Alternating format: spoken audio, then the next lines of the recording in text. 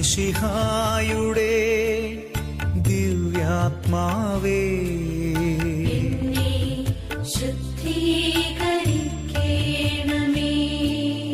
മിശിഹായുടെ തിരുശരീരമേ എന്നെ രക്ഷിച്ചിടണമേ.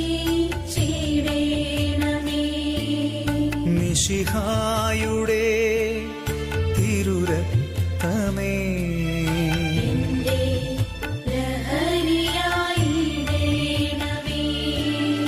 മിശിഹായുടെ മുറിവിലെ ജലമേ എന്നെ നിത്യം കഴുകിയിടണേ.